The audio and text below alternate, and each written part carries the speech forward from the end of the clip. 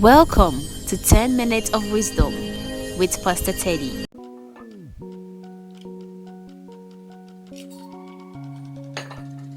Thank you for this moment. I want to talk to you once again. This is Pastor Teddy. Welcome to the Wisdom Domicile.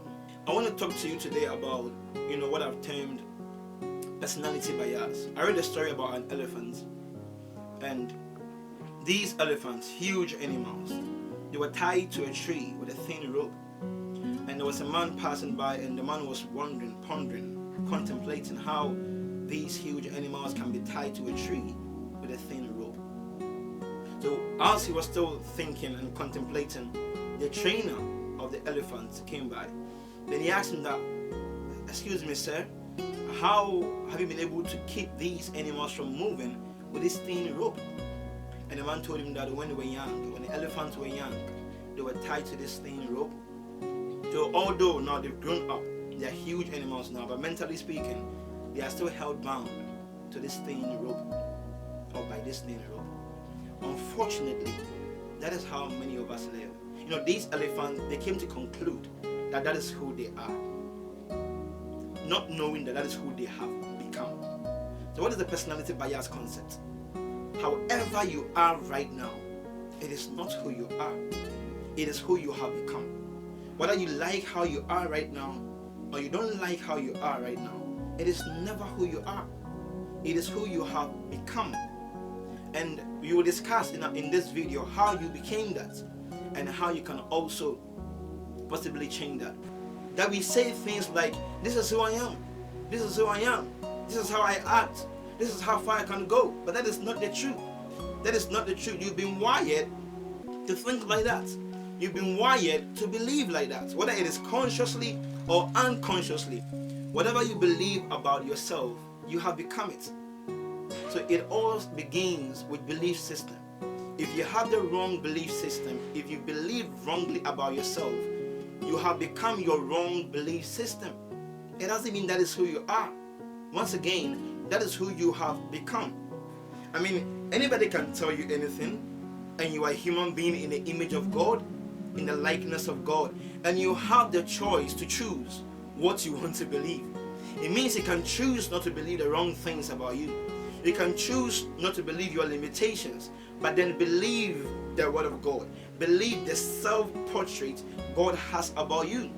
I understand that fundamentally we are all different. We have different personalities. So there's a sanguine, there's a phlegmatic, there's a melancholy, and all of that.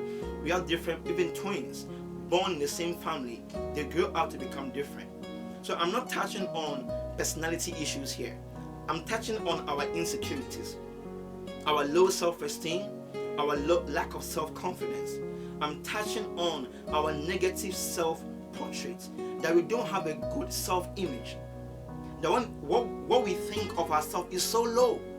There's no self-confidence in us, and it's not because that is who we are. We've been trained like that, whether consciously or unconsciously. So if you don't believe in yourself, if you don't think that you are worthwhile in life, if you don't think that your life will amount to anything good, it doesn't mean you were born thinking that way. It doesn't mean you were born like that. What it means is that you've been trained like the elephants. You've been trained to think like that. And if you've been trained, you can now untrain and retrain. That's the good news. So if you really believe what I'm saying, that wherever you are right now, it is not who you truly are, it is who you have become, then there's hope for change. God didn't create you to seek for, to clamor for attention. That is not your original self-portrait. That is not the material you are made of. You are made in the image of God and the likeness of God. Some of you are people pleasing. You have this people pleasing attitude. You want to please people, and that is robbing you of your future. That is jeopardizing your opportunity, because you're always everywhere trying to please everybody. Meanwhile, in life, you cannot serve everybody. You need to decide those you want to serve. You can't serve everybody in life, and every service has a reward system. And some people, when you serve them over and over again, they are no reward system. Zero reward system. Some of you are held bound by the fear of failure. fear of neglect. And it could be that we failed once or we failed twice, and the people around us, they mock us so badly that we intended not to try anything new again. The fear of acceptance. You want to be accepted by people, and that has become our destiny. Meanwhile, that is not who we are. Throughout your upbringing, something happened to you in the past that has propelled you to have this proclivity or this tendency. So you were not born like that. I want you to break the notion that this is who I am and I'm born like this. You're not born like that. You have become like that, and you can change it. You can change it. So I want you to disintegrate all that philosophy you have about yourself that are negative, but somehow you believe that is who you are. I want you to disintegrate all those philosophies now. And in case I didn't mention your issue, you know it. You know your issue. You know what is troubling you. You know what is giving you this negative feeling, negative vibe that is welling up in you on a daily basis, and then sabotaging everything that you can do in life to become great. You know what is robbing you of your destiny. You know it. But the truth and the good news is that that is not who you are. That is who you have become. So however you are right now, whether you like it, whether you are in love with yourself, and whether you don't like it, it is not who you are. It is who you have become. This gives you hope for change. That you can change, you can transform your life. In the next 5-10 years, you can be a whole different person. If you really believe what I'm saying, you can transform your life, because everything is stored up in your subconsciousness. How did it happen? Your culture, your family, your background, your friends, your society. While you were growing up, these elements I've mentioned fed you with an information. And then depending on what they fed you, you ended up believing it, and now you think that is who you are.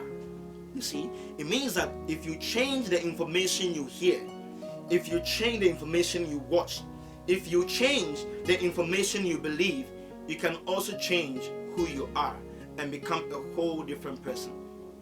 Saint Augustine was said to be a very promiscuous person, but he became a saint. You can imagine a promiscuous person, but he chose a sinner. I mean, a horrendous one, but he changed and became a saint. Now his name went down in history as Saint Augustine. So whatever you have believed about yourself, you can change it.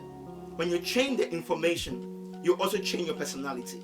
When you change information, you also change your experience. So if you want to change your self-portrait, if you want to change your personality, if you want to change who you think you are into who you want to be, you have to change the things you listen to and the things you watch.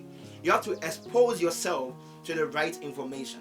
So it all begins with changing what you hear, changing the negative voice around you, and building around you some positive voices. It all begins with you throwing away all the wrong belief system you have about yourself, all the wrong mental philosophy you have about yourself, and accepting the right mental philosophy, accepting the right information. Per my experience, the right information is from the Word of God. If you don't believe in Charles Darwin's theory that you came from an ape, then nobody knows you. Nobody knows you as God knows you. Nobody. So any information, any description, analysis anyone makes about you may not be the truth. But when you read the Word of God gives you the right self-portrait. When you read the Bible, it gives you the right mental picture of your preferred future. I am who I am because of the Word of God. I read the Bible and I saw who I am in the Bible. I wasn't like this. But I read my Bible. When I got born again, I read the Bible and I saw an image of the Bible about me. And I believed that image, and I jettisoned all the wrong philosophy I had believed. And I believed the Word of God, and it transformed my life.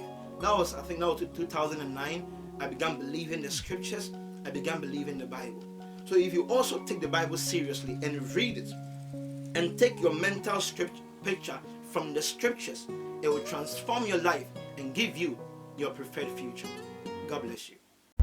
Thank you for watching. We believe you've been blessed by this power packed message. Until next time, stay blessed.